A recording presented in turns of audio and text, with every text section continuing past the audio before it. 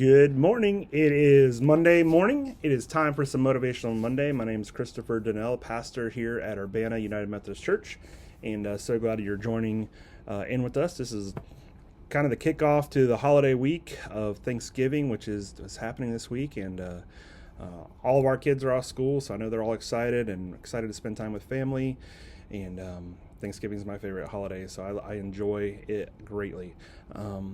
But some motivation as we go into this week. Some people dread Thanksgiving. Some people look forward to it, like me. We know even sometimes all of our family members are not always on the same page on a lot of different issues, and so we might find ourselves uncomfortable or challenged, or maybe even dreading some of that. So if that's you, or if you have people in your life who you are challenged to be Christ-like to, or Jesus to, hopefully this is for you. I think we all have somebody in our lives, but our men's group was reading Acts chapter 10 on Saturday morning, and we've just been going through it. And in Acts chapter 10, at this point we see the church being born, the Holy Spirit has come, there's miracles happening, Saul gets converted to become Paul, and you see God begin to open the door and make a way for the message of Jesus Christ to spread to the entire world. Leading up to this point, throughout history, God was known primarily as the God of the Jewish people, and the Jewish people did a pretty good job of separating and secluding and guarding, gatekeeping their doctrine, their traditions for their people only. And God now does this new thing with Jesus, where Jesus says, I'm for the entire world. And then this message of going to the world, those who are Jewish and un-Jewish, not Jewish, is now happening more and more. And in Acts chapter 10, Peter has a vision from the Lord. Peter's a disciple. He's an apostle. He is helping build the church.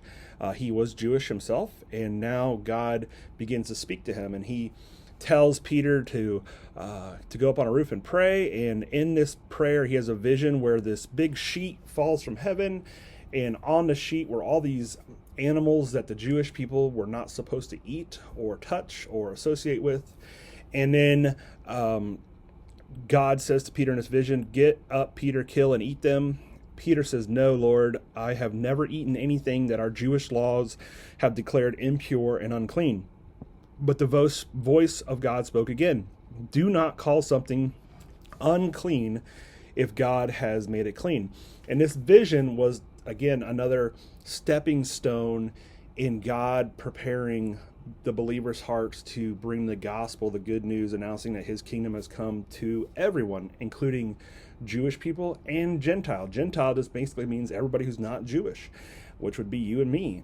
Peter then has this divine encounter with this vision, and then there's this other guy named Cornelius, who was a Roman officer, who was a Gentile, was also being spoken to by God to go and meet with Peter. And then there's this interaction where Cornelius ends up believing in Jesus and gets baptized, and again the doors are kind of flung open wide for the gospel to take heart in all people.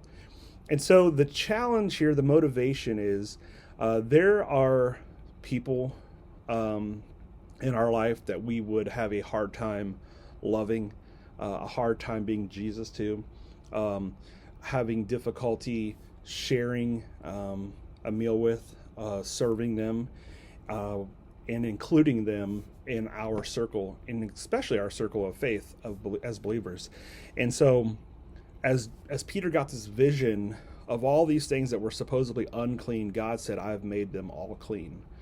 And that challenged Peter. It actually says in verse 17, Peter was perplexed at what this vision could mean, even though God told him. And so it challenged Peter's narrative. So there are people that Peter was supposed to call on, love, introduce the gospel to, that challenge Peter's thinking. And I think that's true for all of us as well. There are people in our communities, in our neighborhoods, at our workplaces, in our families, who challenge us to love them like Jesus did. And the gospel that means so much to us is also the same gospel for them. And so the challenge is, the motivation hopefully If God were to give you a vision today of a sheet coming down from heaven, and all the things on that sheet were things that you deemed unclean, impure, people that challenge your narrative to love, people who rub you the wrong way, people who make it really difficult to share Jesus with. If those people were on that sheet that was being lowered from heaven to you in your vision, and God told you to go and love them and give the gospel to them, how would we respond? Because that's the reality of it.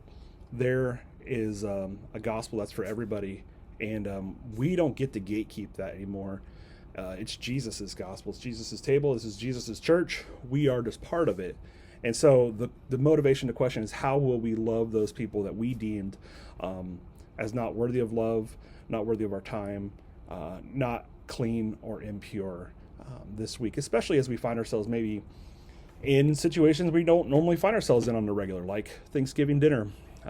If you find yourself with a big family or a big table with lots of different voices and opinions, and some of them challenge you and rub you the wrong way, I ask that you'd invite God to remind you that the gospel that changed your life is also the gospel for them. So I hope you have a great week, being thankful, giving thanks for all that we have, giving thanks for the gospel that is for everybody. And again, who is it that God is placing in front of you that God's calling you to go and love this week? Have a great week.